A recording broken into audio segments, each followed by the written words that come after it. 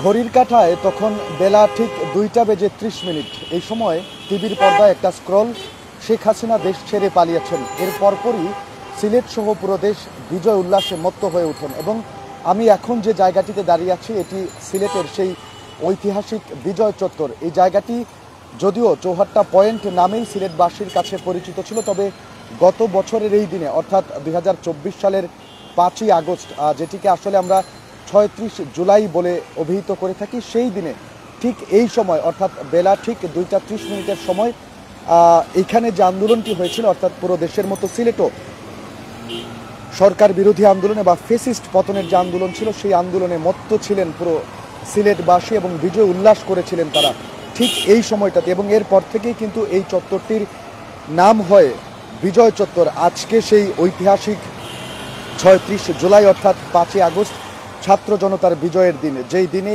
শেখ হাসিনা দীর্ঘ 15 থেকে 16 বছরের স্বৈর শাসনের অবসান ঘটিয়ে তিনি বাংলাদেশ ছেড়ে পালিয়েছিলেন এবং এর মধ্য দিয়ে আমাদের দেশ ফেসিবাদ মুক্ত হয়েছিল। আজকে ঠিক এই দিনেই কিন্তু এখন যে চিত্রটি আপনারা দেখছেন চৌহাট্টা পয়েন্টের, অত্যন্ত স্বাভাবিক। গত বছর অর্থাৎ 2024 সালের আগস্টে কিন্তু এইখানকার চিত্র পুরোই ভিন্ন ছিল। এখানে ছাত্র জনতার ঢল ছিল। আমরা যেমনটা দেখেছি এই সময়ে শেখ হাসিনা দেশ ছেড়ে পালিয়েছেন এমন খবর প্রচারিত হওয়ার পরপরই কিন্তু পুরো দেশের মতো সিলেটেও বিজয় উল্লাস হয় এবং সিলেটের অলিগলি পাড়া মহল্লা থেকে ক্ষুদ্র ক্ষুদ্র মিছিল নিয়ে ছাত্র জনতা, শিশু, বৃদ্ধ সব বয়সের মানুষ তারা কিন্তু বিজয় উল্লাস করতে করতে সিলেটের এই চৌহাট্টা পয়েন্টে জড়ো হন এবং এক পর্যায়ে তারা সিলেট কেন্দ্রীয় শহীদ মিনার প্রাঙ্গণে গিয়ে তারা তাদের এই বিজয় উল্লাস বা সবাই একত্রিত হয়ে বা এখানে জড়ো হয়ে তারা তাদের উল্লাস প্রকাশ করেন। দর্শক, আজকের এই দিনেই দীর্ঘ 16 বছরের ফেসিবাদের পতন হয়েছিল, ছাত্র জনতার বিজয় হয়েছিল। তার আগের ঘটনাটা আমাদের সবারই জানা, কোটা বিরোধী আন্দোলনের মধ্যে পুরো দেশ উত্তাল ছিল এবং যেই আন্দোলনে সিলেটও কিন্তু এর ব্যতিক্রম নয়, সিলেট জুড়েও আন্দোলন হয়েছে এবং সেই আন্দোলনে কিন্তু আমরা জানি যে সিলেটে 14 জন নিহত হয়েছেন এবং সারা দেশে অসংখ্য আহত এবং অনেকেই শহীদ হয়েছেন। তাদের এই আত্মত্যাগের বিনিময়ে কিন্তু আমরা এই নতুন বাংলাদেশ পেয়েছি, আমরা কথা বলার স্বাধীনতা পেয়েছি, মুক্ত আকাশে বুক ভরে নিঃশ্বাস নেওয়ার ক্ষমতা আমরা পেয়েছি। যাদের আত্মত্যাগে আজ নতুন এই বাংলাদেশের জন্ম হয়েছে তাদেরকে পুরো সিলেট সহ দেশবাসী শ্রদ্ধা ভরে স্মরণ করছেন এবং তাদের স্মরণে কিন্তু আজকে পুরো সিলেট জুড়েই নানান কর্মসূচি হাতে নেওয়া হয়েছে। বৃষ্টি উপেক্ষা করেই মানুষজন নানান কর্মসূচি পালন করছেন। এবং আপনাদেরকে আরও একটা কথা যেটি স্মরণ করিয়ে দিতে চাই, 2024 সালের 5ই আগস্ট অর্থাৎ এই ছাত্র জনতার বিজয়ের 36 জুলাই ঠিক সেদিনও কিন্তু এভাবেই মুষলধারে বৃষ্টি ছিল এবং সেই বৃষ্টিতে ভিজে বা বৃষ্টি উপেক্ষা করেই কিন্তু ছাত্র জনতার ঢল নেমেছিল সিলেটের এই কেন্দ্রীয় শহীদ মিনার প্রাঙ্গণে। আমরা এখন যে জায়গাটিতে আপনাদেরকে একটু 5ই আগস্টের সেই ঘটনাগুলো স্মরণ করিয়ে দিতে চাই বা 5ই আগস্ট সরকার পতনের পরপরই ছাত্র জনতার বিজয় উল্লাসের দিনটি কেমন ছিল সেইখানে একটু ফিরিয়ে নিয়ে যেতে চাই। এই শহীদ মিনার প্রাঙ্গণ, সেদিনও কিন্তু নানা শ্রেণীর মানুষজন, সর্বস্তরের মানুষজন দেখেছিলাম আমরা, তারা বিজয় মিছিল নিয়ে এই শহীদ মিনারে প্রবেশ করেন এবং এখানে পুষ্পস্তবক অর্পণ করেছিলেন। তারা শহীদদের প্রতি, জুলাইয়ের শহীদদের প্রতি তারা শ্রদ্ধা জ্ঞাপন করেছিলেন। ঠিক আজকেও কিন্তু শহীদ মিনারের পাদদেশে আমরা দেখছি ফুল শোভিত রয়েছে, এখানে ফুল দিয়ে শ্রদ্ধা জানানো হয়েছে এবং সর্বস্তরের মানুষের এখানে কিন্তু লোকারণ্য ছিল। পুরো সিলেট জুড়ে একটি বিজয় উৎসব, বিজয় মিছিল আমরা দেখেছি। এর আগে যদি আমি বলি আপনাদেরকে, সকাল থেকেই কিন্তু ছাত্র জনতা সিলেটের বন্দরবাজার কোর্ট পয়েন্টে তারা জড়ো হতে থাকেন এবং বেলা 11টার পর থেকেই কিন্তু এখানে রীতিমতো ছাত্র জনতার ঢল নামে এবং সেই ঢলে কিন্তু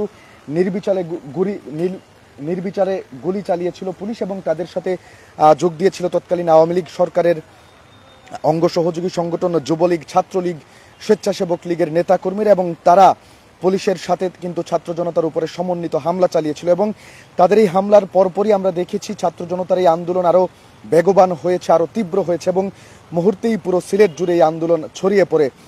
চৌহাট্টা থেকে শুরু করে দরগা গেট থেকে শুরু করে আম্বরখানা, জেল রোড পয়েন্ট সব জায়গায় কিন্তু রণক্ষেত্রে পরিণত হয় এবং বেলা 2:30টার দিকে সেই কাঙ্ক্ষিত সময় আসে এবং আমরা দেখতে পাই যে টিভির স্ক্রলে শেখ হাসিনা দেশ ছেড়ে পালিয়েছেন এবং ছাত্র জনতার এই দীর্ঘ 36 দিনের আন্দোলনের অবসান ঘটে এবং তারা বিজয় নিয়েই ঘরে ফিরেন। এবং আজকের এই দিনেই 36 জুলাই যেমনটা ছাত্র জনতা আন্দোলন করে নতুন এই বাংলাদেশ এনেছিলেন, তারা এই এত এত শহীদের বিনিময়ে এই আন্দোলন, রক্তঝরা আন্দোলন, এত এত আহতের বিনিময়ে আমরা যে স্বাধীনতা পেয়েছি নতুন করে, সেই স্বাধীনতাকে আজকে আবারও নতুন করে সবাই উদযাপন করছেন। আজকে তার বর্ষপূর্তি, এবং বর্ষপূর্তি উপলক্ষে পুরো দেশেই নানান কর্মসূচি পালন করা হচ্ছে, শহীদদের স্মরণ করা হচ্ছে যাদের আত্মত্যাগে আমরা এই দেশ পেয়েছি। এবং এই জায়গাটি সিলেটের এই কেন্দ্রীয় শহীদ মিনার প্রাঙ্গণ, এখানেও কিন্তু গত বছরের আগস্টেও সকাল থেকেই ছাত্র জনতার উপস্থিতিতে ছিল, তবে সেই উপস্থিতি ছিল আন্দোলনকে ঘিরে, সেই উপস্থিতি ছিল তাদের যে এক দফা দাবি, অর্থাৎ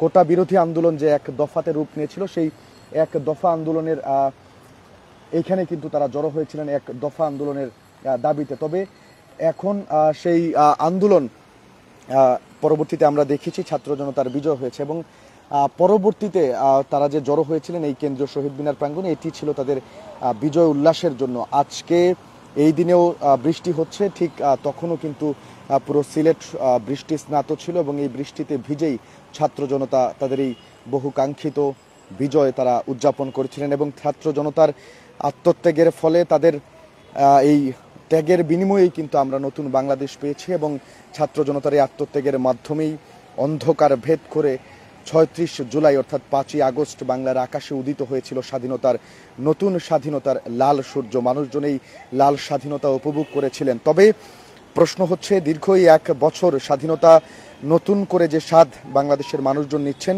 সেই স্বাধীনতায় বা সেই আন্দোলনে আসলেই তারা কতটুকু সফল হয়েছেন, তারা কতটুকু পেয়েছেন, এই প্রশ্ন কিন্তু ঘুরে ফিরে এখনো আসছে। তাই এখনও কিন্তু সর্বস্তরের ছাত্র জনতা তারা সোচ্চার রয়েছেন যাতে এই ৩৬ জুলাই বা নতুন করে যে স্বাধীন বাংলাদেশ দেশের মানুষজন পেয়েছেন, সেই জুলাই যাতে বিফলে না যায়, সেই জুলাই যাতে হারিয়ে না যায়, তার জন্য কিন্তু তারা তৎপর রয়েছেন। দর্শক, আজকে আপনাদেরকে এই ৩৬ জুলাই বা ৫ই আগস্ট যেদিনে বিজয় হয়েছিল ছাত্র জনতার এবং বাংলাদেশের ইতিহাসে এটি অত্যন্ত ঐতিহাসিক একটি দিন, এই দিনেই কিন্তু ছাত্র জনতা তাদের সেই বহুল কাঙ্ক্ষিত বিজয় তারা পেয়েছিলেন, এবং রাজপথ তাদের রক্তে রঞ্জিত হয়েছিল সিলেট সহ পুরো দেশের। এবং তাদের এই তাজা রক্তের বিনিময়েই কিন্তু আজকে মানুষজন, দেশের মানুষজন বুক ভরে নিঃশ্বাস নিতে পারছে মুক্ত বাতাসে, তারা কথা বলার স্বাধীনতা পেয়েছে, তারা নিরাপদে চলাফেরা করতে পারছে। তবে এই নিরাপত্তা যেন বিঘ্নিত না হয়, এই জুলাই যাতে প্রশ্নবিদ্ধ না হয়, সেই জন্য সরকার সহ ছাত্র জনতার বিভিন্ন মহল তারা দাবি করছেন যে তাদের এই জুলাইকে নস্যাৎ করার জন্য বিভিন্ন চক্রান্ত হচ্ছে। তবে দেশের মানুষ সর্বদা সোচ্চার রয়েছেন, তারা সজাগ রয়েছেন এই জুলাই যাতে কোনোভাবেই বিফলে না যায়, আর সেই প্রত্যাশায় কিন্তু তারা রাখছেন। এবং এই যে বিজয় আজকে তারা উদযাপন করছেন, সেটি যাতে সবসময়ই অক্ষুণ্ণ থাকে, অর্থাৎ ৩৬ জুলাই যেই আত্মত্যাগের বিনিময়ে ছাত্র জনতার বিজয় অর্জিত হয়েছিল, সেই বিজয় যাতে চির অমলিন থাকে, সেই প্রত্যাশায় আজকে সবাই রাখছেন। এবং এই সময়টাতে অর্থাৎ ৩৬ জুলাই গত ২৪-এর ৫ই আগস্ট, ঠিক এই সময়টাতেই কিন্তু টিভির স্ক্রলের মাধ্যমে আমরা জানতে পেরেছিলাম, সংবাদ মাধ্যমে প্রচারিত খবর অনুযায়ী